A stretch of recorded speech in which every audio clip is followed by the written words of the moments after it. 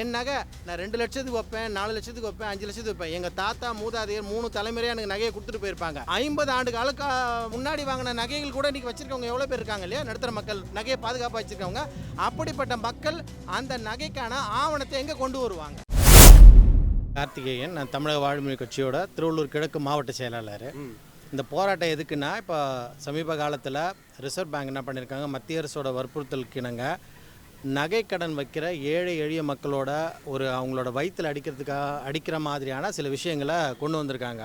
உதாரணமாக சொல்லணும்னா, ஒரு நகையை அடமானம் வைக்கிற ஒருத்தர் அதுக்கான மூல ஆவணம்னா அதுக்கான ரசீது எடுத்துகிட்டு வந்து காமிச்சு தான் ஒரு பேங்க்கில் அடமானம் வைக்க முடியுன்ற ஒரு நிலையை உண்டு பண்ணியிருக்காங்க.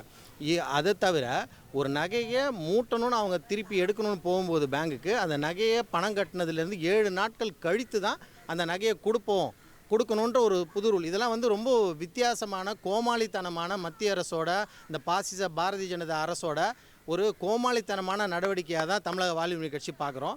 இதில் முக்கியமாக என்னென்னா, அவங்க எதுக்காக எந்த நோக்கத்துக்கு இப்படி ஏழை எளிய மக்களோட நகை விஷயத்தில் கை வைக்கணும்னா, இன்றைக்கி தமிழ்நாடு மட்டுமல்ல, ஆந்திரா, கேரளா, கர்நாடகா எல்லா மாநிலங்கள்லையுமே, தென் மாநிலங்களில் குறிப்பாக இங்கே நகை கடன் அடமானம் வைக்கிறதும் நகை வணிகமும் யாரை நோக்கி இருக்குன்னா, குஜராத் அண்டு ராஜஸ்தான்லேருந்து இங்கே புலம்பெயர்ந்த அவங்களோட வாழ்வாதாரத்தை பெருசாக்கணும். அவங்களோட வாழ்வாதாரத்தை இந்த நம்ம நகைகள் வங்கிகளுக்கு போகும்போது இந்த அடமானம் வைக்கிற அவங்களோட வாழ்வாதாரம் பாதிக்கப்படுதுன்றதுனால முழுக்க வடநாட்டிலேருந்து வந்த இங்கே வாழ்கிற அந்த குஜராத், ராஜஸ்தான் மக்களோட வாழ்வாதாரத்தை உயர்த்துறதுக்கும் இங்கே இருக்கிற தமிழ்நாட்டு மக்களோட வாழ்வாதாரத்தை அழிக்கிற செயலாகவும் தான் தமிழக வாழ்வுரிமை கட்சி இதை பார்க்குது.